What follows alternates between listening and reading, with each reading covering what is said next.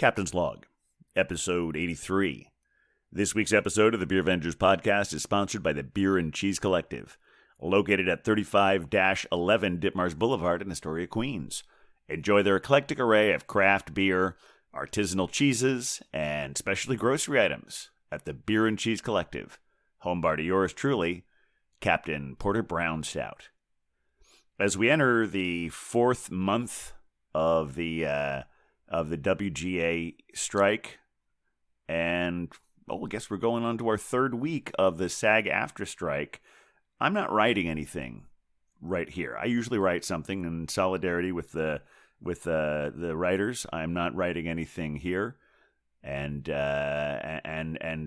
may even be seeing me on the picket line soon. I have not been there, but I have a lot of friends who are out there. So if you see anyone there, show them your support, and at the very least, buy them a beer.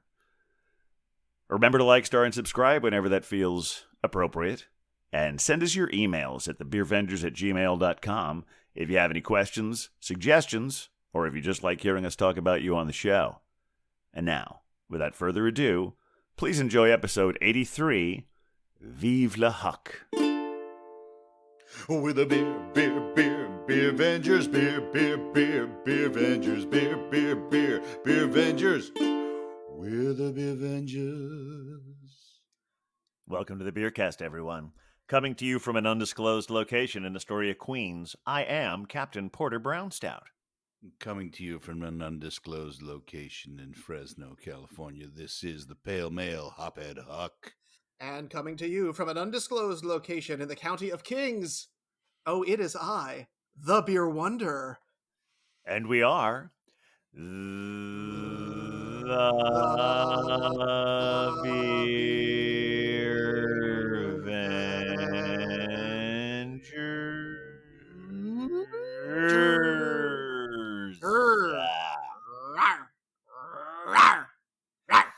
Yeah, that was it. That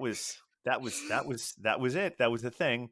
Last time when we were in person, that was a little better. I'm going to just throw that out there. I feel like the physical proximity, it does the acting exercise more effectively. I think it does. Yeah. We are. In fact, it's great that we start every episode off showing like this is one of the limitations of doing it in multiple locations, and we also embrace it. We love it. We do. Also, was it a failing of all of our respective acting schools? Really, that's the other question here. That's, it's half a dozen of one and 6 or 25 of the other, however that expression goes. Welcome, everyone, all the Beer Avengers out there. We're back once again. Hope you enjoyed our live episode. And you're probably really, if you did, you're really appreciating the sound quality this time, I hope. You could hear everything we said. We tried last time. It's just not a live episode without birds and air conditioners. No. Tells you that we were actually doing a thing as opposed to like pretending to do a thing. You know what I mean? Yes. And Huck, welcome back. I know you're out of the country for a little while. Glad to have you back here. Thank you very much. Great to be back here with the Beer Avengers. There you go. That sounded very sincere. Always. Very sincere and not canned. I believe him. I believe him. I believe it's true. I believe the sentiment is true. I just didn't believe the line reading so well. But, Again, failure I know it's in your heart, and that's fine. Gosh, all of our acting teachers are going to be so mad at us. This is getting a little tense here. I think it's clearly time that we relax a little bit and ease into the pores. What do you say, Beer Wonder? Wow, just gently ease in. Is that what you're saying? Gently ease in, and since he was gone last week, it's almost like he's the conquering, returning hero. That's true. I think maybe it would be the most polite thing if Huck would go first. It would be so polite because Huck, we missed you last week. Oh, that's very sweet. Well, I enjoyed the podcast you did last week. You. It was a lot of fun to see you pounding the draft beers, enjoying the charcuterie and pretzel. I was thinking one of the best pretzels I ever had was Pony Bar. Oh yeah, they have great pretzels. Yeah. All right, so I've been keep trying to get new breweries, and it's getting harder now because I'm running out. I did get a new one though. This is Ghost Town. Ooh. Ghost Town Brewing, and it'll be great for the Instagram. Story because that's a great song by the Specials, and it's called Geisterfaust. Geisterfaust. Faust. It is a Pilsner. German words are so much fun. I know. Gesundheit. The Pilsner beer. And so, Ooh, pilsy. I'm gonna That was a set good up- crack too. I just want to be really clear. That was an excellent crack. I'm going to do, this is a right-handed pour situation, but Yeah, I let's go believe for in it. you. You see, it just takes confidence, and I hate honestly, to do it over my computer like this, but I know. But this beer is quite confident too. It's confident head. I'll say that much. Oh my you can goodness. see that was Yes, that's what someone said. Mhm. There we go. Oh, pretty. It's very nice, and it's in your Lazy Dog Beer Club. yeah, matching glass. colors. I know it's Very coordinated. cool. Mhm. Right on. I like that the skulls are pink. I feel like it adds a little something. Yeah, You know. right on. Well, what about y'all? Something special to share with us this week? Beer-wise? Geez, I don't know which one of us should go first, Beer Wonder. I mean, well, here's the thing. I've already questioned our acting teachers today, so maybe I should take my penance and go last. Why don't you go first? All right, sure. Well, this is one that it's one I'm a big fan of. It is a Sponsored pour. That's right. What? It's a sponsored pour. Actually, not from one of this week's sponsors, but from sponsors a couple of shows we had before, the Pony Bar. Yay. We like Didn't them. get a chance to get to any of their beers in the episodes that they sponsored, but I have this one. This is really, very typical to me. It's from Vitamin C Brewing. It is a 4.2% hazy IPA Ooh. called Ramble and Roam. So, Rambling. Oh, vitamin C out of Weymouth, Massachusetts, I believe. I will take your word on Weymouth. that one. I think it's probably I actually saw one today. I was out beer shopping. I found a vitamin C beer. And since it's a pony beer, let's do a pony glass right here. Oh, that's Oh, an historic pony glass. That one Yes. definitely came to us through fully non-questionable means. 100%. No, definitely. They gave it to us. They gave it to us, or so. I can't remember what it was. Now, this was right near the end of when the original place shut down. Oh, We wound up taking this. Yeah, so this is definitely. And just in case anyone thought you were being sarcastic, we actually did get this legitimately. yeah, we did get these. there we We go. did get we did get our pony glasses legitimately for sure. There we go. Yeah. Oh, it's beautiful though. It's very hazy. Definitely good head, Mhm. fluffy head on that beer. They are known for their hazy beers. There, Mhm. vitamin C. Yeah. All right, Well- what you got, Beer Wonder? Well, okay. So B-dubs. It's going to shock everyone. So get ready because today I will be drinking a. Sponsored pour. Another Yeah. sponsored pour, but this one know. is from a different sponsor, isn't it? Yes, it would be from our friends at the Beer and Cheese Collective at 35-11 Ditmars Boulevard. Nicely done. I see. See? Now all it takes is a little See? practice, It does. and, it and, just. and that little sense memory of having been in the space last week. Exactly. Well, yeah. It really. Again, our acting teachers will be proud of us. But Completely. I also this is an exciting moment. Okay, Oh, it's yeah? an exciting moment in the beer cast because today the Beer Wonder will be drinking the highest ABV beer that he has ever drunk on the beer cast. Now, some of you may Wow. remember the ill-fated episode we called the barley wine episode. Yeah, I think that was a well-fated episode. I think we all We make need our another choices, one before we're and done, yeah. that's true. And if you recall, I think the lowest ABV on that one, if I recall correctly. I think I was only at That's possible. I'd have to I look see. in the archives. yeah, it was pretty low. But our lovely sponsor has given us a beer from Tool, which is Toul, I think is how it's pronounced. It is a Danish brewery. It is called Director's Cut. It comes in a bottle. It's very exciting. And it is defined as a long time boiled imperial pale ale. Oh, long time I know, boiled. long time boiled. And that boiling has done some work on it because this beer is arriving to me at a casual 17% ABV. Excuse me. Wow. Holy I know. smokes. I know. So I'm just saying it's going to get weird up in here. So let's all just emotionally prepare. Hey, we're ready for ourselves. that. Take a look at this Okay. beauty. Yeah. Okay. I know the captain recently had it 17 just a couple weeks ago.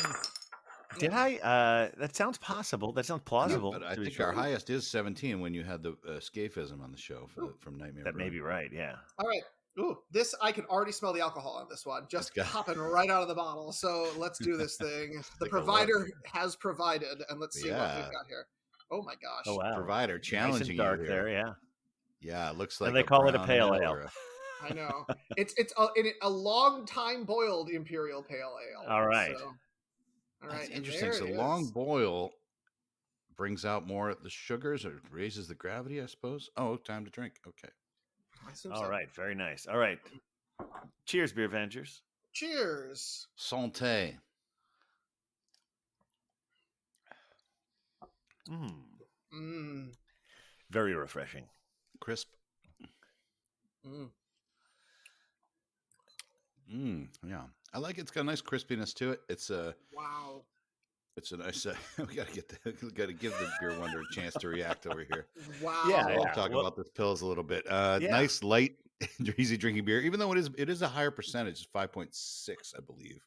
Yeah, so they got a little. It's got a little oomph to it for a pilsner, but real smooth, easy drinking. Not too sweet. It's got a nice sharpness, nice bitter finish. I mean, it hits all the buttons. I got a 4-pack of this too for $12, no less. Wow. Oh, that's great. And we'll talk about later about what Geisterfaust means. But yeah, Ghost Town out of Oakland, California. Oh. Well, I sort of when I downplayed the significance of mine the way sort of went the exact opposite tack of Beer Wonder. But since I knew I had a feeling he was going to be having this beer on, I decided to really flip things around and have what is probably the lowest ABV beer I've ever had on the show. And so this is a 4.2%, and it's very, very refreshing. Really can taste those Citra hops there, but it probably won't be terribly. Fortunately, it's a big can. So that'll slow me down a little bit, but I have a feeling it won't be long before my second pour because this goes down really easy, which is their intention when they put on here Ramble and Rome, easy drinking beer. It says it right there on the can, and they're delivering. And are you having are you hyperventilating there, Beer Wonder? What's going on? It's a fully emotional moment here. This beer is really good. Oh, it is. I'm glad that was what it was. Yeah. Wow. It's really surprising. So I do want to be clear. So the Director's Cut is the series that they've done. The beer is called, I believe, Reparation Bahar or Bayer. It's very long and very Danish. But I did do some sort of reading about this beer before. So the whole Director's Cut series is about enjoying smaller parts of movies on a bigger scale.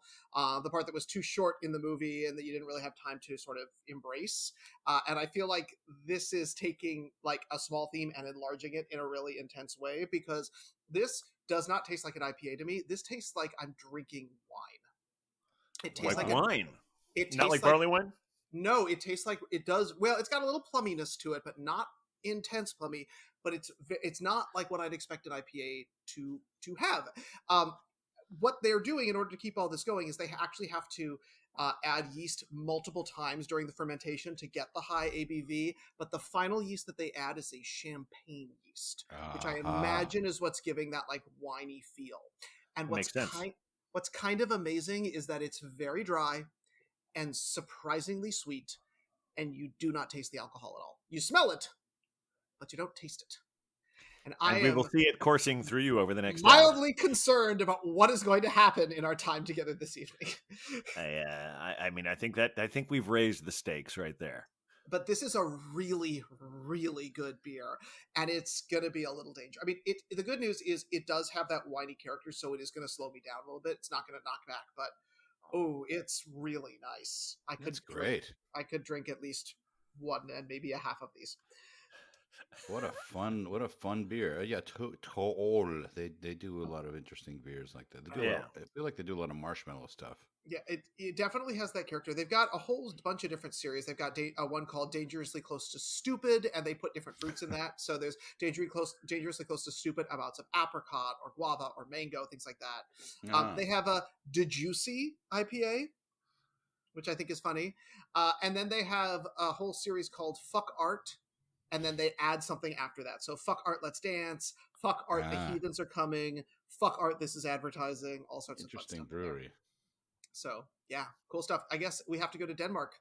Your Avengers trip to Denmark? Oh, I thought about. Aren't they the happy?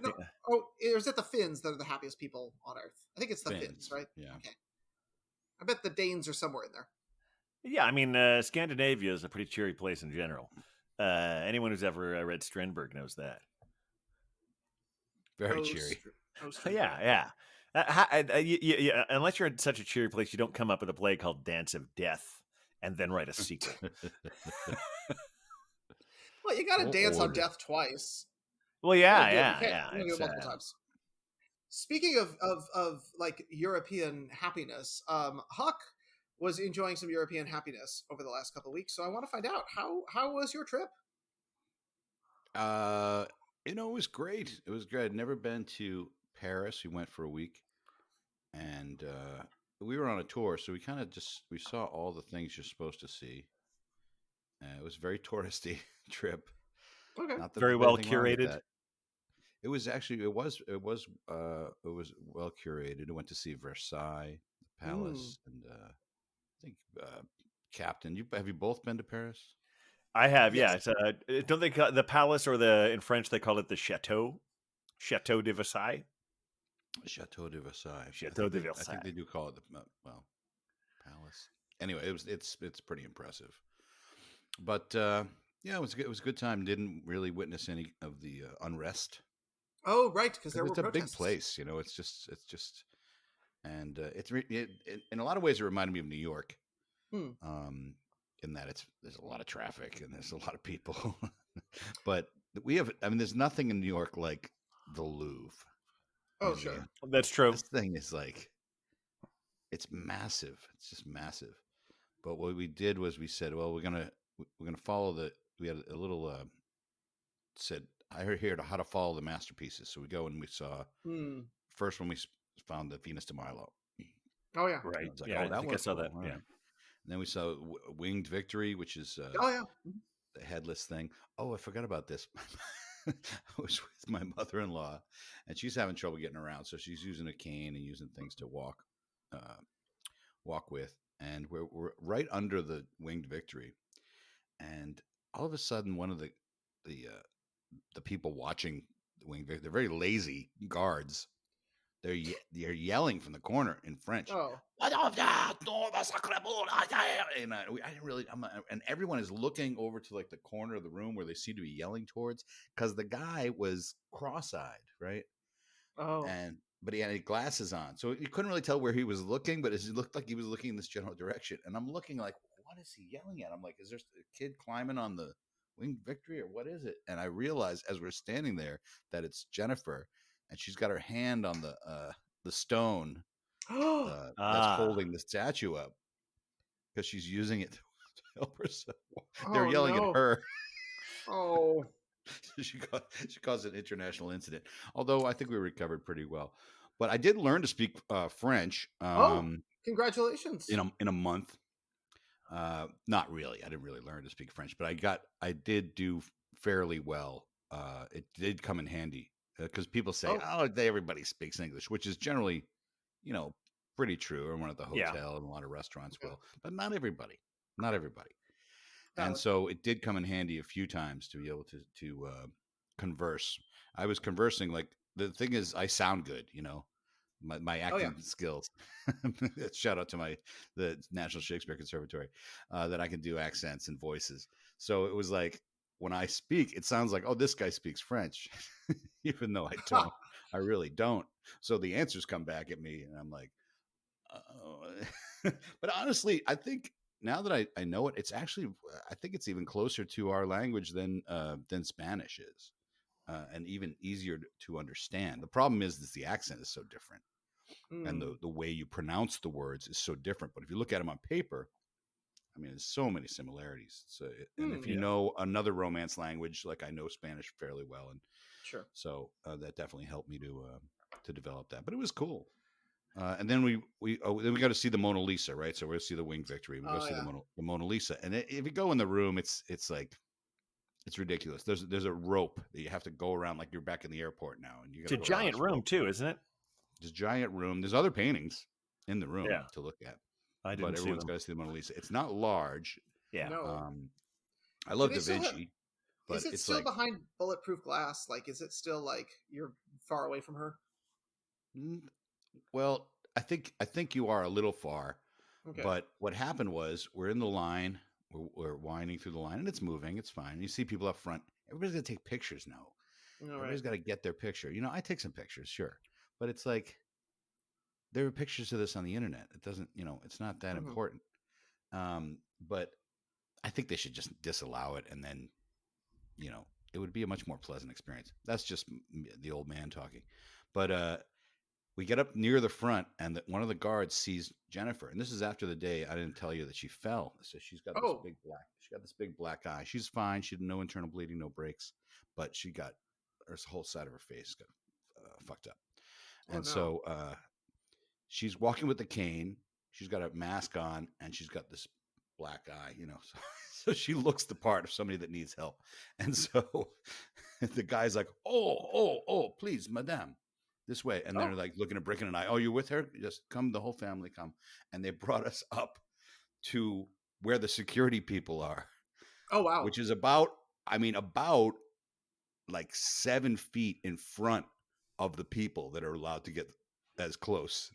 Wow. So it's like, let's say it's 10 feet. You can get 10 feet from it. So we were more like 4 feet from it. Wow. That's pretty amazing. The three of us are just standing there looking at it. And all the people behind us are like, excuse me, could you move your head? We're like, no, they told us to stand here. So that was a nice little moment. All up in Mona's business.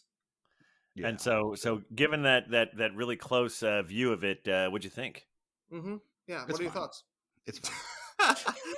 I saw so many other things in that museum and at the D'Orsay and elsewhere that I just was blown away by. Right. And the Mona Lisa wasn't one of those things. I thought it's a nice painting. Yeah, you're flashing me back to about back in 2007, I think it was. I went there. Also, your story about like your French, your limited French being too good that it fools people and then you get screwed. I think that was like the first thing that happened to me there, because I was actually flying. I was flying to Amsterdam first, but there was a crossover at the Paris airport. We just had to do an extra little leg from there, a little layover there.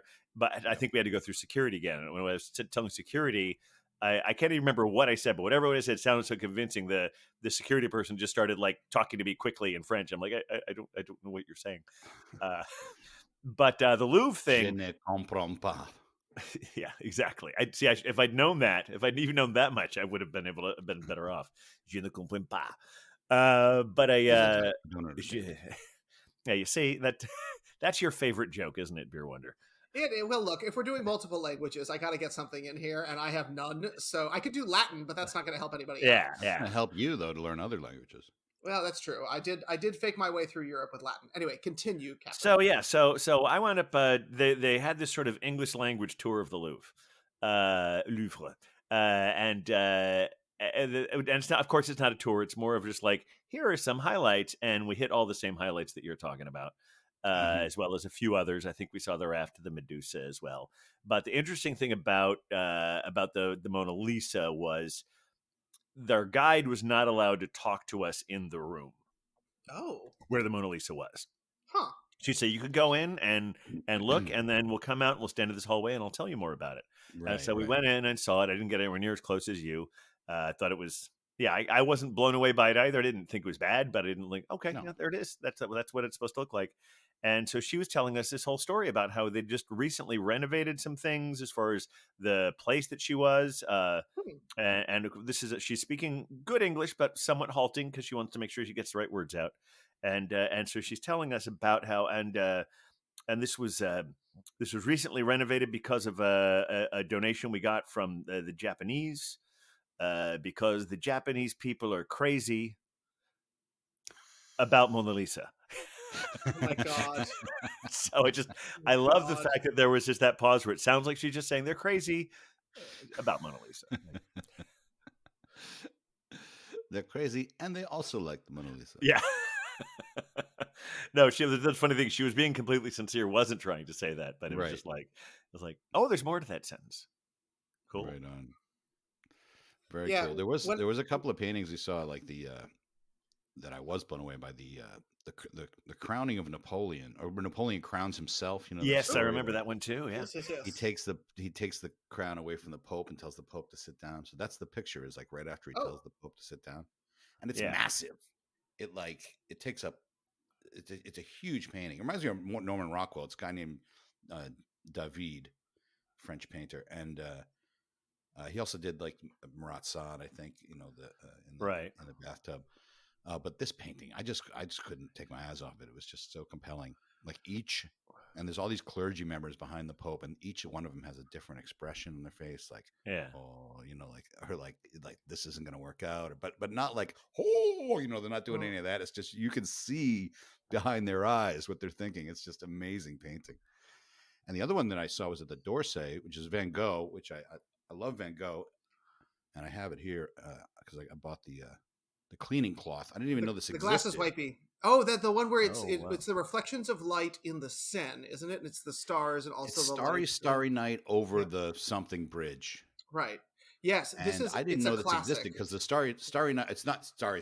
It's just one. Right. Starry. Yeah. But the starry night is in New York, and I'm like, right. Oh, I've seen that at the MoMA in New York, and then this one I didn't even know existed, and it lives up to the hype, but it was like, again, like everyone had to get their picture with it. They had to do a selfie with it. It was just like, yeah. And I was actually out loud. I said, I'm standing in the crowd. I'm like, folks, we can get a picture of this online. You could just Google it and see the picture. You don't need to do all this. Yeah, I never fully understood the whole, like, I need to take a picture of the art that I'm seeing thing. I understand, like, I would like to take a selfie with the art. So, like, if it's, like, me with the Mona Lisa, like, I can get that because, like, that's social media clout. But, like, oh, I just need my own picture of Mona. It's like, mostly what it is. People taking selfies. I know. But I get it. Like, I would take a picture of something, so it's like, oh, I want to remember that I was here and what I saw, and I could tell somebody about it. That's like my video diary, really, is taking photos on my phone now, so I can remember. Sorry, historically, but what you would do in museums before everyone had a phone in their pocket was you'd buy postcards. And I still have, from like my early museum going days, I still have like stacks of postcards where I was like, I liked this picture. I'm going to buy a small version of it so I have it. Right. You know, and they're like 95 cents. So, I mean, today they're 95 cents. I think they were like 25 cents back or 10 cents when I was buying them. But, that's the old school way. That's for us dinosaurs. Today. But it's nice that the kids are so interested in the art. That's true. Good. I'll take the kids being interested in the museums and the art. I'm sorry, Captain. I just wanted to talk about that Napoleon painting because I remember seeing that one also, and I don't know if I heard her right, because the way I remember it being described to me was more specifically that the Pope refused to crown Napoleon, and so that's why he's like, well, fuck you, I'm crowning myself. And that's why that way. But the moment of defiance you're talking about was absolutely right. But it wasn't from what I heard was the Pope didn't respect or whatever. So the Pope, okay, if Pope's not going to crown me, I'm Emperor Napoleon the First. I'm going to crown myself. Yeah. Well, either way, that makes more sense. Yeah, I like that. And either way, the painting is successful because you both interpreted it the correct emotion that was coming from the painting. Yeah. Well, like I said, and this also our guide might have explained it to us that way too. So I had that extra layer as well. Oh, and on the captain note, I was in the Musée d'Orsay, the Orsay Museum, and they have a lot of Impressionists, a lot of Monets, and that's where the Van Gogh was.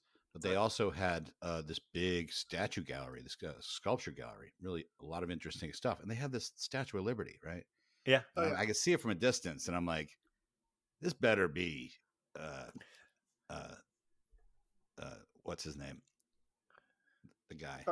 Bartholdi? Bartholdi. I said, this better be Bartholdi, because why else would you do a Statue of Liberty? I go down to look at it. It was indeed his, it was like a brass or bronze statue, which was the model for the eventual statue of Liberty. Oh, it was the model itself?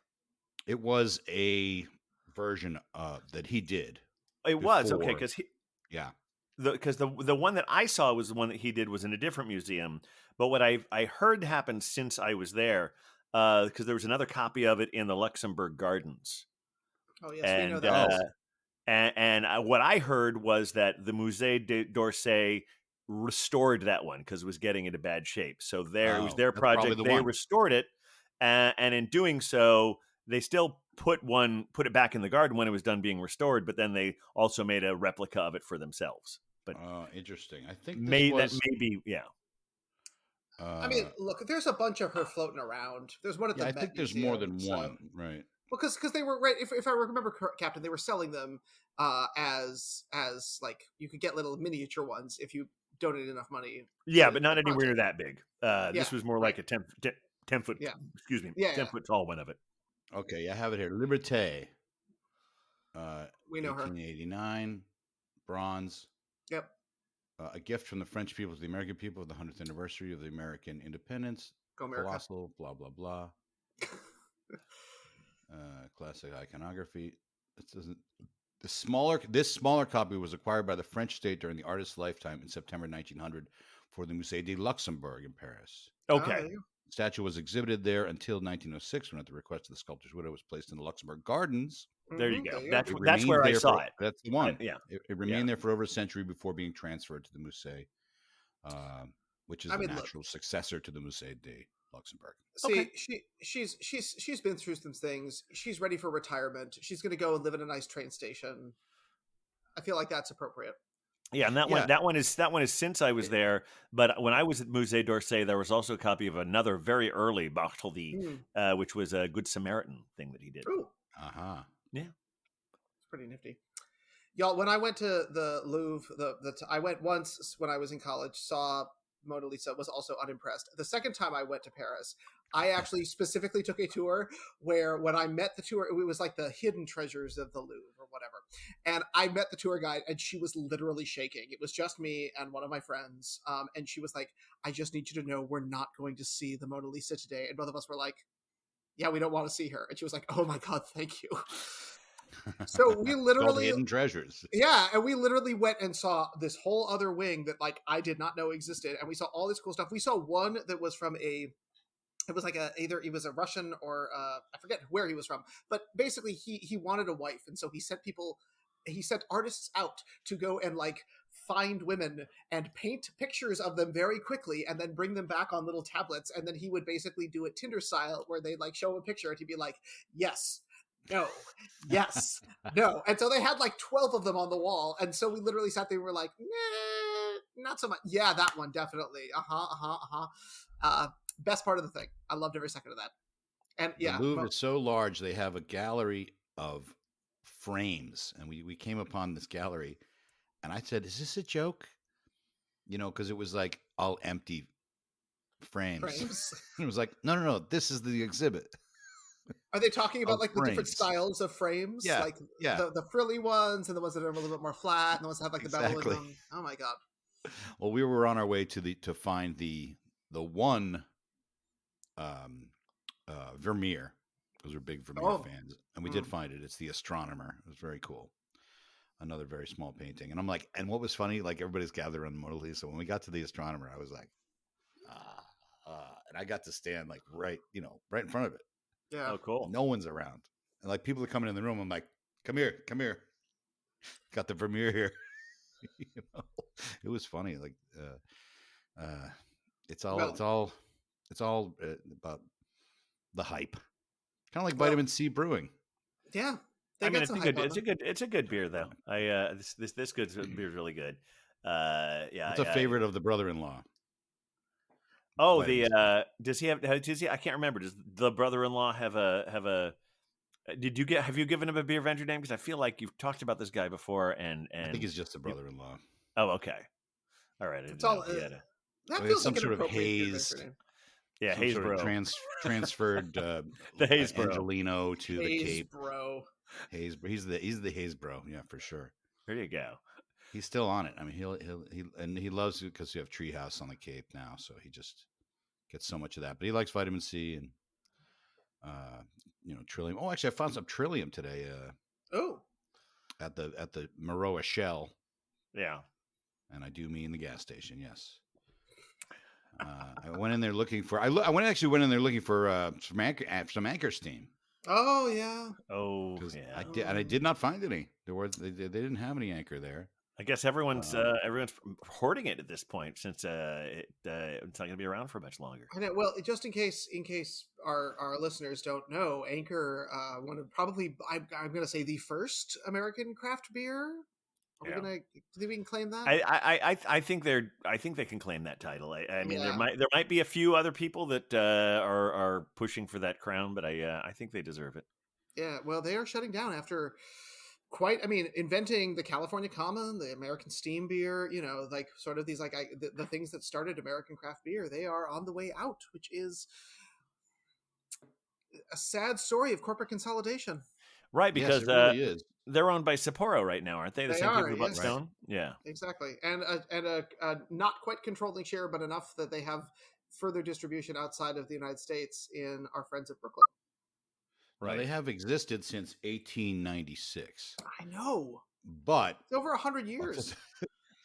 he just threw off his headphones. I know he's upset. He's very upset. He's very upset. But I know that's not continuous No, they've had some on and offs. Yeah. because they were revived, but early. I mean, as far as craft beer, they were revived in the 60s, Right. and by the Maytag Corporation. Mm-hmm. And so from then, that's really does make them one of the first craft beers because from the 1960s, even though they say 1896. I think the problem that I've noticed with Anchor, because I have had a steam beer of late, Yeah. Well, and you're on then the right not coast just for they're it. just very pedestrian Yeah. in the beers they were selling. Their Christmas ale was always like a perennial Mm-hmm. beer that people would get coming in one of those 750 milliliter bottles, you know. Yeah. Well, and I think for a lot of people, that was sort of a transitional beer as they were thinking about things that had a little bit more flavor, that were more crafty. Like that Christmas ale is something I've heard, not on our beer cast, but people who are maybe slightly more advanced in experience than I am, who are more West Coasty based, talk about that as being a beer that introduced them to a more refined or more interesting flavor profile in their beers. That Christmas ale being like a notable thing for them. Yeah, I remember that a couple months ago. I think they just announced that they were just going to be way scaling back distribution, and even then they were saying, "And we're not going to make the Christmas beer anymore." I was like, okay, Yeah. so that was Well, I mean, I'm sure you could mass produce the steam ale. I mean, I'm sure that, and I wouldn't be surprised if someone decides to pick up the brand because it I is. think iconic. they are going to probably keep making beer, quote unquote. Right, yeah. Somebody's going to make it. the But they have last shut rumor. down the brewery right now. The last rumor I heard was that Narragansett was negotiating to try and to take over that brand.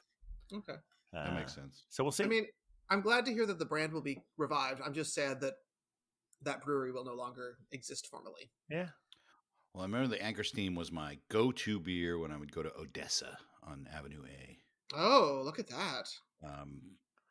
Penny, my friend Penny, was a bartender there, and we would have. Oh yeah, it was like I think I went there with you a couple of Monday times. nights, Yeah, and it was just like it just was a clubhouse because no one else came in, so it was just us. And Penny used to just, I don't know, she used to give us quite the good bargain. I recall. Tracks. Yeah. That was like right around the corner from under St. Mark's, right? Yeah, and Odessa had two rooms. One was the diner. Oh, sure. You know, which was like a typical New York sort of diner. And then the other side was a bar. And they both had the same kitchen and everything, but no one went into the bar. It was just one of these bars that just people didn't go into. Although I guess they went on Saturday nights and stuff, but on a Monday night, there wasn't many people. So we used to go in there and I'd say, give me the steam, hit me with that steam. And it was always reliable. And that little funny bottle, funny shaped bottle. Oh, yeah. Oh yeah, classic. Kind of squat. But we had, we had a steam in one of our. I think I had one in one of our beer boxes. Oh yeah. Or really? maybe it was part of. I definitely had an Anchor Steam in a beer box. Might have been one of the podcasts. Maybe. Anyway, steam beer is an important beer because it is an American original style. One of our only. And well, I guess the IPA technically, right? One thing that might come out of this, I hope, is that they give up that they've copywritten this name, the term steam beer. So that's why it's called the California Common. Right. It really should be called a steam beer, but they copywrote it. So if somebody makes a steam beer, they have to call it a California Common. And it's essentially a lager that's brewed as an ale. I think it's brewed quickly. Well, right, and because the name steam comes from the steam that billowed into the San Francisco sky as freshly made brews cooled on brewery rooftops. Right. That was their whole thing, was that they were using their rooftop area as a way to cool things down. But the first beer I ever brewed with at Keg and Lantern was a California Common, and it was the first time they'd ever made a California Common. And it was a surprisingly easy beer to make because it doesn't require a ton of hops and it happens so fast. Like we had it in less than a week. Can I tell you a Oh, funny okay. story for me about Anchor? Is Mhm. I just now decided to look on Untapped and see did I ever record any of those? And Yeah. it's exactly one time. Now you Oh, recall that very recently the Beer and Cheese Collective, formerly known as the Story of Beer and Cheese, correct. Ditmars, just celebrated their 9th anniversary. Well, Oh. I'm discovering here that on June 18th, 2014, I had an Anchor Porter Oh wow. at a Story of Hmm. Beer and Cheese Ditmars. Praise it. So there it is. So it all comes Yeah, full that's circle still there. one of their flagship beers. That Gave it 4 stars. Yeah. well, it was when they ended. Yeah. Yeah. Well, while we're grieving over some losses, since we are of theater folk, I do want to grieve another loss, Oh and my. that is the Metropolitan Playhouse, Hmm. which was a I theater in the East Village that was a long time sort of like indie theater staple of over 22 years, has chosen to close their doors. Well, that's a shame. Yep. I don't know that I ever saw anything there. Did you? Yep. They do. What's the address there? Where are they at? It's right between Avenues A and B, I think Fourth. But it is like Alex Rowe was their artistic director, and it was a place that did like old school American classics. And by like old school American classics, I mean like Revolutionary era or right after Right. the Revolution. And so, but they also did a whole series of like supporting artists in the area that did what they called the East Village Chronicles, where they would have local artists write short plays about the East Village. It was one of the very first places I ever performed as an actor in New York City. And Oh, Oh, okay. cool. Yes. it was sort of, unfortunately, sort of, we got the news that Alex is choosing to close down the space because of reasons that were not being put out in the public. But I can only imagine that the rent is too goddamn high. It's Yeah, probably it. Yeah. I have been to this space. Yeah. Yeah, I I know Cider think Girl has directed one or two things there. she So directed things there. Yeah. mhm. It's a nice Okay. little Oh, it black looks box. familiar. Yeah. Yeah. Yeah. Yeah, it's a cute little black box. It's right next to the Connolly in Gotham here. But yeah, they have just announced that they are closing, and so pour one out. I spent a lot of nights seeing theater there, and then going across the street to I believe it was called Dorian Gray, and then drinking away the either celebration of good artistic output or drowning my sorrows because sometimes you see things in the offs where you're like, oh. Oh, okay. No, this isn't what I was thinking of. Oh, no, actually it is. They have a black box and they have a bigger space too, They or isn't do, there yep. like more of a regular They do, yep. size They've got two areas. stage? Yep, they got Yeah, Yeah. I I've haven't. upstairs seen and more of the downstairs. space. I have been Well, there a few times. well, Beer Wonder, I'm going to take your advice as far as pouring one out, but I'm just going to pour one in Good, because you should. as I mentioned, Oh, fuck that yeah, vitamin man, C do beer that. was very crushable, and it's Quaffable. empty, quaffable, and I'm getting thirsty now. So Oh I no. am going to have this is a I don't we all don't always do this for a second pour, but I have a Sponsored pour. but No Oh, all this right. fucking way. I do. It's a sponsored pour from the Beer and Cheese Collective, 35-11 Ditmars Boulevard. That one. And this is from OEC Brewing, which let Oh, me see Oh, if I have love this them. right. We've had them before. Weck. I believe Weck. that stands for Ordinum Eccentrici Coctoris. Oh yes, we like Speaking of them. Latin, Weirdos. I The was best waiting for a weirdos. Gesundheit there, but okay, that's fine. No, look, it's Latin. I got nothing to add to that, okay? I did All 4 right. years of that. I did 5 years of that in high school, okay? I got nothing to add. All right. So this is it's he's not obviously angry about it. so 5 OEC years is in from high school. Let's be clear on that one. 5 years in high school, okay? I was that exhausting. Do the number. Do the math on that. but this is from Oxford, Connecticut. This Yeah. is a quad. It's a 10.2%, Ooh, and it is snap. called Saturnalia. Yes. Yeah. Also, speaking of Romans, and yes, we're bringing it all together. Also, thank you for bringing up the average because I felt like I was doing a lot of heavy lifting this evening with my 17%. You were. I mean, I'm not going to start And with are, 4.2% and not balance that out a little bit. Thank So let's see you. what we got here. Thank you. Oh, and lighter than I would have anticipated for a beer of this ABV. A nice dark amber color. Yeah. Well, it's a Belgian quad, so yeah. But I Okay. think actually it's probably a little bit lighter on the camera there. Yeah. And with the I green really screen like and all OEC. that, That's one of those breweries I miss being out here. I know they're very creative, and I dig the fact that they are willing to try lots of things. Yeah. And Saturnalia, of course, a celebration of the sun. You're meant to eat a lot of things with cheese on them, which we know is excellent. Love it. got the I have very a second- Belgian-y nose. Oh, nice. I also have a second beer to What? bring into the party. My goodness, it's very exciting. Well, I did the same thing. I had a light beer to start, and now we're going to go a little bit heavier. This is about 7.5%. Now, remember I was talking about that beer that I left at my mother-in-law's fridge, the Right. Morgan Territory. I do recall, yeah. I remember that. That was a sad moment. Locked, boxed, and ready to rock. So I did rescue those. I have them in my fridge, but then I went out today and I found another Morgan Territory beer, which is a little older, so I want to drink it. And it actually says they do like Best By dates, which I'm not a fan of. But it says Best By date is next week. So, but it's a Bach. It's called, and I love the name, Big Bach Energy. Yeah. Okay, so it's a straight like Bach or Doppelbach. Nice to get a dick joke on your can there. Yeah, I was going to say, with the dick joke straight is questionable already. So I don't know what the color is going to be like. Oh, but like the captain, I got a nice pony glass here. Oh, look at that. Oh, that's a good pony glass. That's the old 14%. So you get a nice dark color right away. And that looks a lot like the captain's beer. That is definitely Bach colored for sure. Yeah, very similar color to this one. Mm-hmm. Good. Yeah. And very light on its head production there. So maybe that it is a little. Well, like I said, it's been in the can probably for about maybe close to a year. I also love that there's a goat on the front of it. I feel like that's correct. Gotta have it. I was gonna do a double Bach and have the other Bach. But then I found the Ghost Town, so I figured still introduce a new brewery. Cheers, yeah. Cheers. Tell us about that Belgian while I'm. Yeah, it's well, I will. I'm going to read you the exact description. It was on the can, but my eyes aren't good. But apparently, I think it's the same description that I can see here on the Untapped. It is their interpretation of a Belgian Trappist style quad. It is brewed using authentic Belgian Pilsner Pale Ale, Special B, and Cara malts. It is hopped with laurel and Styrian golding in the boil to balance out the massive malt body.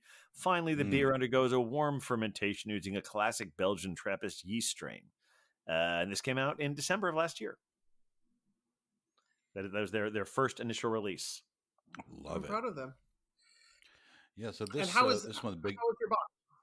I like it. So I think it's got a nice chocolatey flavor, even though it's supposed to have complex flavors of toffee and dark fruit that are kept in balance by toasty Munich malts. It features higher alcohol, but as a lager, it is slow fermented for smoothness. Minimal noble hops are used for clean, smooth bitterness. It's medium bodied with medium carbonation. Well, I'm getting the medium carbonation for sure because you can see this head is already it's dropping pretty thin. Fast. And I thought that might have been because it's been in a can for a while, but they just said medium carbonation, so that's what they mean. But it's a nice flavor. It does have a nice toffee flavor to it. There's a thing I find with triples and quadruples sometimes that they tend to get an almost like, for lack of a better term, almost like a syrupy flavor to it. I get that. I mean, not sweet, but it's like syrup adjacent. Yeah, we were doing that when we were in Belgium. We're getting a lot of that. Yeah. Somehow in Belgium it was just so right, though. Oh, I agree. Yeah. So right. This is a beautiful beer. Did anyone wake up with hangovers when we were in Belgium and Germany? Because I don't recall a single one. Oh, yeah. You may be right. Like I recall, the captain and I both experienced. Well, yes, gastrointestinal distress. Yeah, I blame the muscles for that because I have no better. They're the easiest target. Hangovers, though, I guess we just didn't have time for them. Well, and I was trying to manage them too. I mean, every day I was taking, different pills and made sure I drank that glass of water every night and that kind of thing.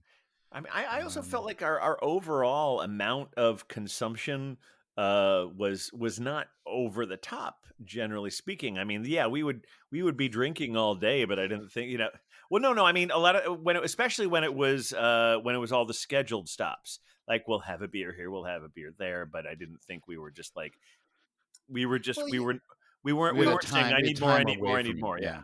But we were having like 4 to 5 beers a day. Well, yeah. But that's over the course of a day. Well, I know. We were starting at like 11 in the morning. That is true. We were drinking. We started drinking at like 10. So yeah, you're right. Yeah, that makes sense. No, besides the day I got sick, I don't think I felt too badly. We always got up and got back on the bus. I did not have a single hangover the entire trip, and I was so proud of all of us for that. Which is good, because I mean, well, I didn't have access to any other drugs, so Fair. that's usually where my hangovers come from when I do combining. No, I have a discussion point for the team, unless Okay. you have Yeah. specific thoughts. No, Captain. I just wanted to hear a little bit more about France. Let's talk more about France. Yeah. Well, I I have a did. I discussion did. I point did. for when We we're ready talked for a that. lot about all the points, but did you have any beers when you were there? Yes. Yes. Upon arrival, on the day we got to the hotel, we had a free drink in our welcome meeting with the tour group, and so I had this is the main beer is the Kronenberg 1664. You've seen That it. was going to be my guess. Yeah. And it's a drinkable lager. Yeah. It's not great. It's not terrible. Sure. But I had that. I think the next day I had a Leffe. Oh, okay. Speaking of Belgium, which is an ABV AB InBev product. Mm-hmm. Okay. But it was still fine. And so, but then, I really wasn't feeling well for about 3 days. That was a bit of a drag. I missed a whole day again, like I did on the Belgian tour. That is unfortunate. So I wasn't really even enjoying the wine. It wasn't till like we went there, we flew in on a Sunday, and it wasn't really till Thursday that I decided, okay, I can enjoy alcohol again. If that gives you an idea I did have like beer places planned out. Like if we had a chance to go out later in the night, I did have beer spots to go to, and I did have other beers. We went to a fondue house, which was my idea. Cheese is very French. Cheese is very French. I just tried to. I wanted to, please everyone, and I know that Bricken and her family, they really enjoy fondue. But I was going to go for the raclette. You know what raclette is? Oh, yeah. Did we do a raclette night together one time at East Village? Were you guys part of that? Maybe the Bear Wonder was. I know a raclette. I do, because it's all melty cheese and you just lay it over things. It's wonderful. They actually have like a machine they plug in and put it on your table so you can scrape the cheese off onto your potatoes or your meat. And at that bar, I had 2 beers from Cimes Brewing. Okay. CIMES. Oh, okay. And that is a French brewery? I believe it is French, even though they have like that. It might be Swiss because they have that Swiss like cross on it. Right. I had one was a brown ale and one was an amber ale. And they were fine. Fine. Just fine. Just fine. That's low praise. The brown I liked the brown a little more. The brown was called Abominable. So they were snow related, ski related. This whole place was supposed to look like a chalet, even though we were in Paris. It was actually recommended to me by an American. Shout out to Susie, a comedian. So she gave me this whole list of places to go, and so that was one of the spots we went. But I also found a nice crepe place. Like I tried to be an advanced guide, like to get the places that were going to be Next cool level. to go to. Yeah, and I did pretty well. I wasn't completely happy with my thing, but we did do a food tour. And the food tour had wine on it too, and we ended up having lunch at this one place. It was a very old place. Kind of reminded me of Old Town a little bit, and then it was built in 1900. It was like this old restaurant bar and had an upstairs bar. There was a spiral staircase to walk up to get to the restrooms. Really cool spot. And then as we left, we went a couple blocks over, and the guide said, "I'm going to stop at this building here. This is where Jim Morrison lived in his last year of his life." I was like, "Excuse me?" Like I had no idea we were going to do that. And somebody had put there's like a garage door, like a metal, those like pull down things in the storefront, and it had an image of Jim on it. Oh, wow. And I was like, "Oh my God, this is where Jim Morrison lived." Like I was like, I was really excited because I love rock history and stuff. And so I said, "Do you know which apartment it was?" I think it was this one right here, the one above the garage door. And I'm like, and I just pictured Jim opening the doors, going, "I am the Lizard King." And this guy, we were on a tour.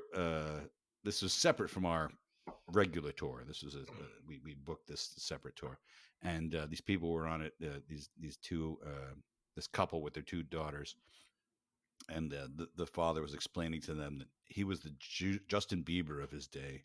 Oh, I'm sad that that's the reference they had to make. But I was gonna smack the guy. I said, just, like, "Come on, yeah, come on, exactly." Yeah, I So know. they're just I'm giving them a impressed. reference. It's like, okay, all right, When I was there, I got to see where he was buried, but I think that sounds more interesting. right. There's that. Yeah, that Père that Lachaise. was something I wanted to do, but Yeah, it was. There was. I spent some time in a couple of French graveyards when I was there. But like I said, your experience sounds better than just like, okay, here's the trendy graves or whatever. But like, oh, they're here just to see that, all of that.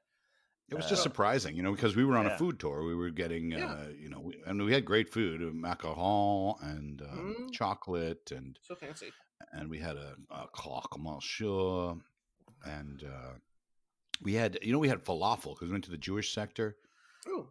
with the Jewish quarter, and it's, I don't know if you know the movie Au revoir les enfants, Oui.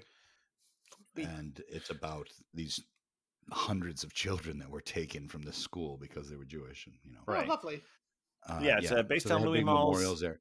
Isn't that like? Wasn't it like Louis Malle's personal experience?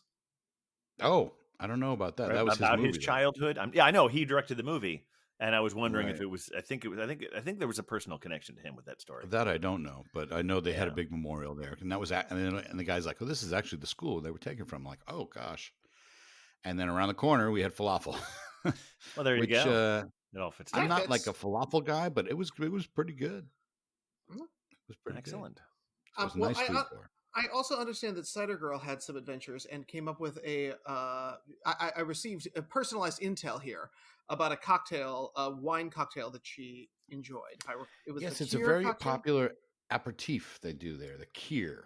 Yes, the white wine and creme de Cassis. cassis. Thank you. Cassis. Yes. It's a simple but delicious drink. Well, And I tried it too. Yeah, it's nice, nice little.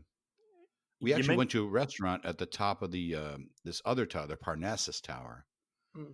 which is Not like the a Eiffel one. regular. Yeah, it's like a skyscraper, like a modern skyscraper, but they had a restaurant at the top, so you could see the whole city from the restaurant. So that was Oh, kind that's of nice. nice. I think I saw something like that in Vienna, except you had to have a reservation at the restaurant to actually see the top. Oh, rude. But we went Luckily, pretty high up. it was part of our tour. Oh, that's That great. was our farewell dinner was at this place, so that was a nice touch. Oh, not the Holiday Inn like ours was. Yeah, that does sound like a much better farewell dinner than. I know. It's the same place you go for the breakfast buffet, and no one else is here. It's just at the hotel. So yeah. Well, we were talking about that while we were on the tour because we were like, "Oh, these farewell dinners are always so fun and exciting." I'm like, "Well, they're not always great." Yeah, I told the Cider Girl, I said, "Well, remember the one at the Holiday Inn?" And she's like, "What do you mean? It was just last year." Like, it was very underwhelming. Yeah, you're right. I gotta say, It wasn't bad, but it was just like, the welcome dinner and the farewell dinner were both questionable because we went to that weird. I would say between the two, the welcome place. dinner was better because at least it had better Yes. atmosphere. yeah, Absolutely, it was a yeah. good atmosphere. It wasn't And just they a had lot place of where you had beers. breakfast today. Exactly. Yeah, it was. Yeah, we were stepping it up a bit. Now, our tour, to be fair, our tour that was filled with beer. I mean, we were given. Oh, no Yes. question. Oh yeah, no, Amazing there were portions plenty of of good beer. things. It's just that particular aspect was like, okay, that's fine. I did when you were talking about macaron. I could not resist, even though I generally do not correct Cider Girl on her spelling because I know she's very sensitive about that. Yes. But she, I had to blame autocorrect for this because she talked about macarons and the Facebook post said macaroons, and that's just a huge pet peeve of mine that people can't tell.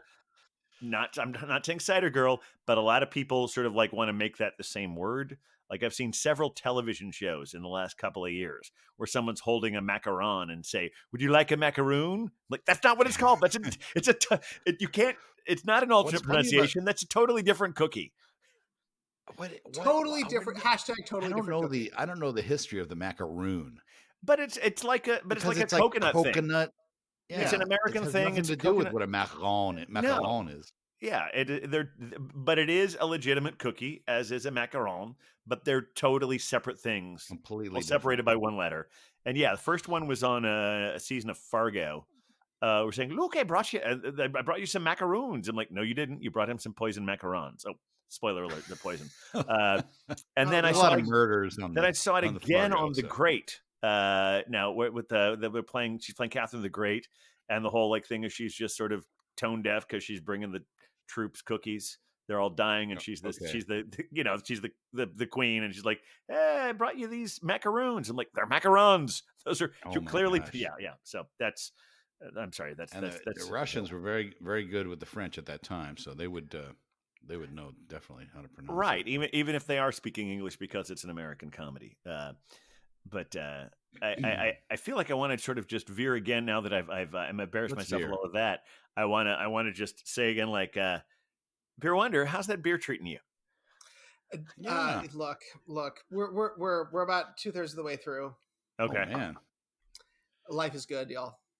We all have the same color beer at this point. I think. I know at this. We kind of do. Yours looks a little darker than mine in the picture here. Well, you might have just lighter lighting. Yeah. I could turn on my light a little bit and see if we can get. Yeah, I'm feeling the fantasy, as I think the kids say these days. Yeah, feeling the fantasy. It's a good time, but if we're ready, I do have a discussion. Say that. Oh yes, please. Let's get that. I interrupted you before, so I have a discussion point. And I have to pull it up because it involves the social medias. But here's the thing: it's the social medias that like the kids are not all about these days. It's the Facebooks.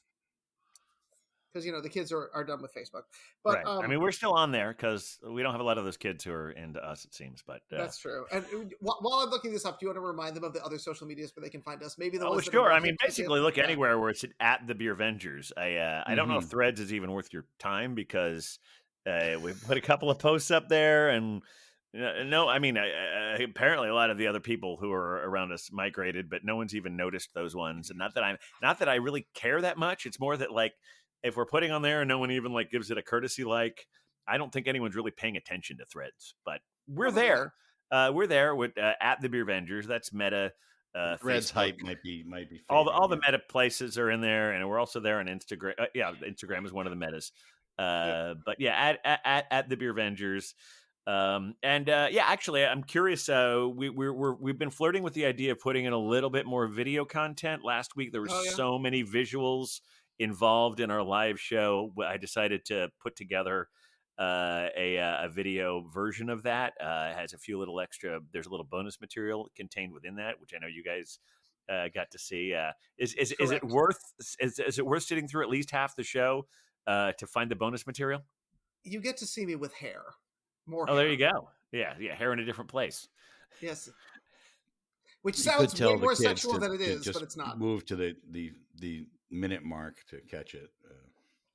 Because they probably already listened to the podcast orally. Yes. It's basically the same thing. We don't have the cold open on that one, and I added a little bonus material in the middle in case you need a little 30-second break in the middle of it, and so that's on our YouTube page. I'll see if I can put it anywhere else. I think it's too long to put anywhere. I think you can put it at the end of the show today. What do you mean, the song? Yeah, the song. Yeah. Oh, all right. Now the pressure's on. I could give it a try. Well, you don't have to play it live. I mean, I'm saying you put that recording on.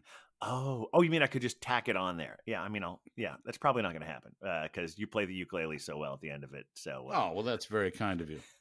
But that anyway. So you can check that out. And if you do, and I see some more people are watching it. Maybe we'll add more video content as it goes along. Maybe I'll figure out a way to carve up the episode and maybe throw some of it on the TikToks and the Instagram. Pick it up. You guys have a password for that, right? Oh yeah.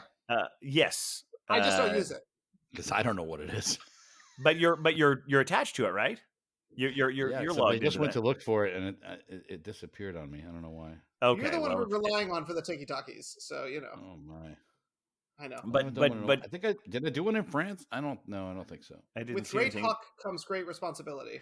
But Hmm. so we're on the socials. But you had a question about the socials? I think. Well, yes, I do have a question about the socials, and let me pull it up. So I'm looking at the Facebooks for our dear friends at Other Half, and as we know, Other Oh Half yeah. has their lovely location here in Brooklyn, in the County of Kings, the better borough, as we're saying on the City Brew Tours Beercast, where I am a featured host this month, and also Globe Hopper was just on.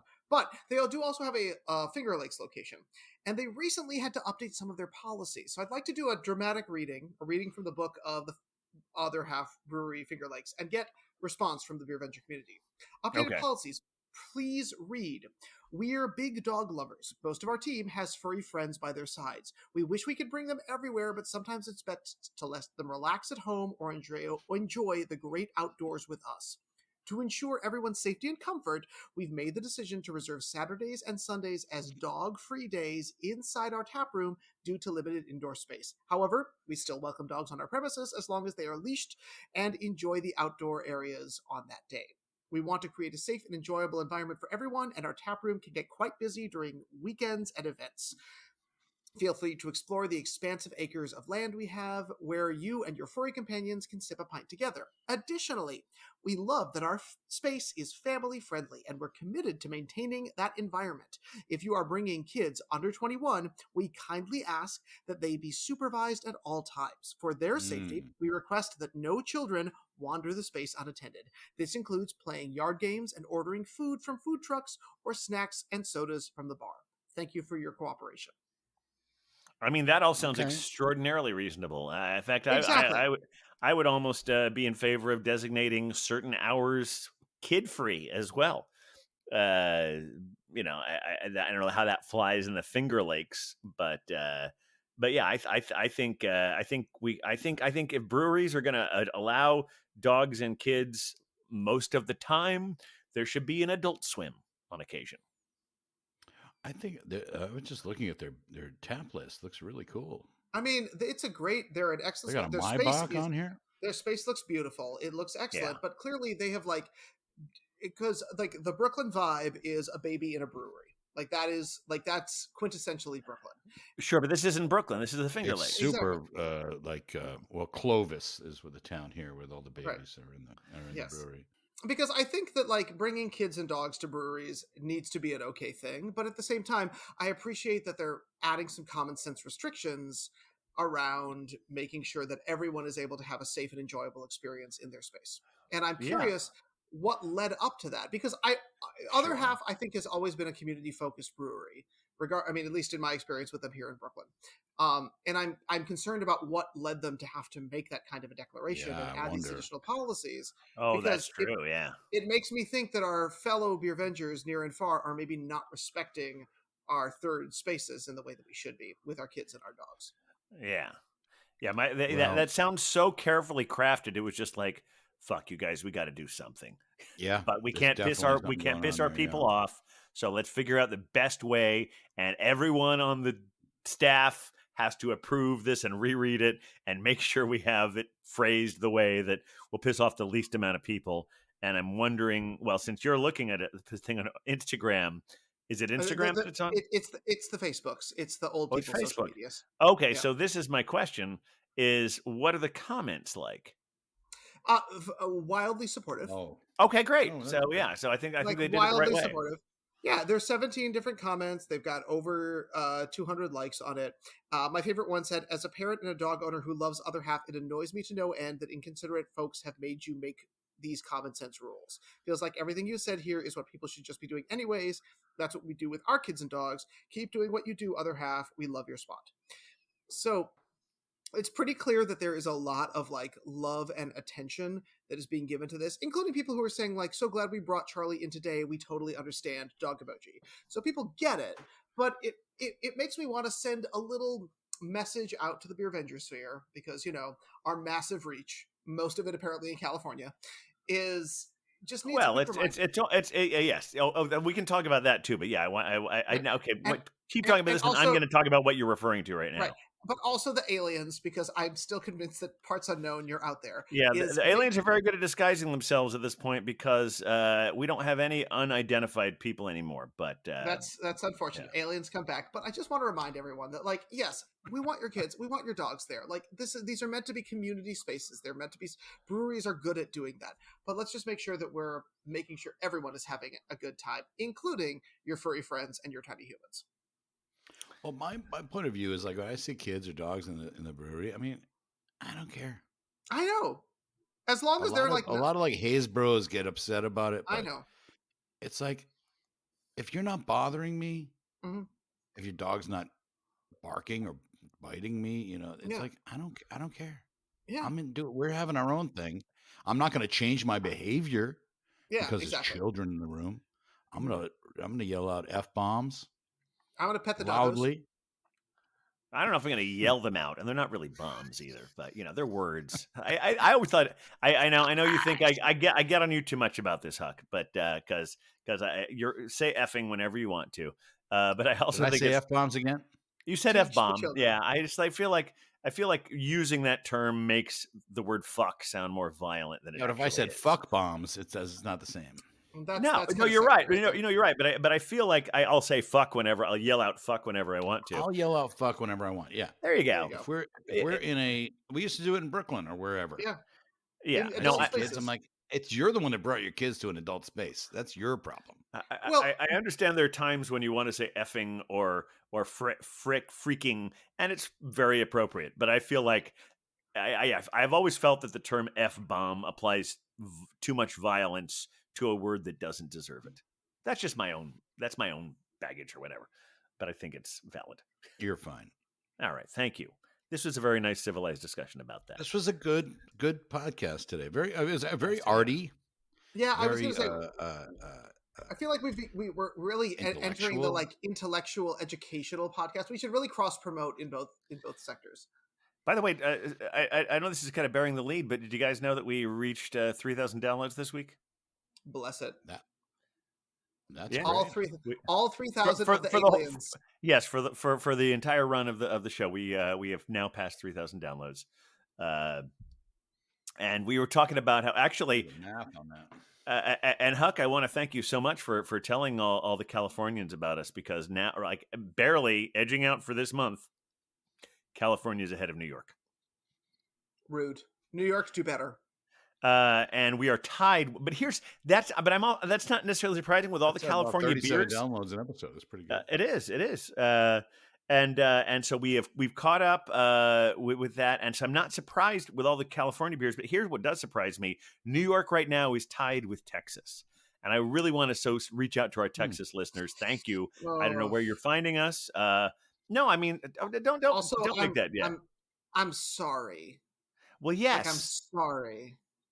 We talk about this a lot. If there's anything we can do to help, every red state has pockets of people who need us.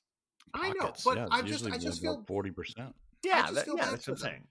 I just want them to know that they are loved, they are valid, they can get whatever abortion they want. Yes, but California's number one. New York and Texas. This is just whatever for this month. Style abortion you're into. Get it? Yeah, absolutely. Whether it's a hazy abortion, whether it's a imperially aged, barrel-aged abortion, a steam abortion. That one's about to go out of style. Whether it's a 17% Danish abortion, whatever you need. Exactly. You know? What a way to end the show. But also, fantastic hanging out with you guys. I want to just let you tell the other ones here: Ohio, Florida, Massachusetts, Illinois, Pennsylvania, Virginia, Georgia, Kansas, New Jersey. And this is I have to mention because it's happening like almost every month. So whoever out there is listening to us in Belgium and Germany, we keep talking about how our trip to Belgium and Germany. It's like one person in Germany and two people in or this might be one person who's so we have something in Belgium and Germany almost every month. So we're really grateful for you for listening to us, and we thank you. I'm going to believe that is our dear friend and former tour host Kat, because I do follow her. On the grams. But is she working there a lot? Because she's also in Austria most of the time, and I haven't seen Austria once. I've seen her bouncing around in Germany and Belgium recently. All right. Well, hi, Kat. Thanks for listening. Shout out to Kat. Not Cider Cat. No. Yes. What was the name we gave her? Cat. And now I feel like saying, and if it is you, we know that holiday and farewell dinner wasn't your decision. Well, yeah, we but- know that was a bad. We don't blame you I for gave it that. negative marks on the app for the record. Okay, That all right, and the weird guy we but you met were in wonderful, Munich. and thank We you for did meet listening a few to us. people along the way because we wore the shirts a lot, Mm-hmm. and people Especially would the ask dads. us about it. That's true. Yes, And the we dads were did tell committed. people about it. And if you places along the way. Yeah. If you are there, you should email us at our email address, which is thebeervengers@gmail.com. Absolutely. Very good. Yeah. Send us an email. Let us know you're listening out there in the Europe. Well, this is another 75 minutes that just flew by. I know. Yeah. Too much At fun. At 17%, I'm feeling every second of it. Thank you for going there, and thank all of you, all the beer Avengers from all those places. And if you're adjacent to other places that we want to be shouting out in the future, tell them and your friends. And I don't think there's any more to that. Thanks everyone. Great episode, and Huck, play us out. We'll see you next time. See you next time. Come back anytime. Oh, we're the beer Avengers, beer Avengers, beer Avengers. We're the beer Avengers. Oh, fuck yeah, my dude.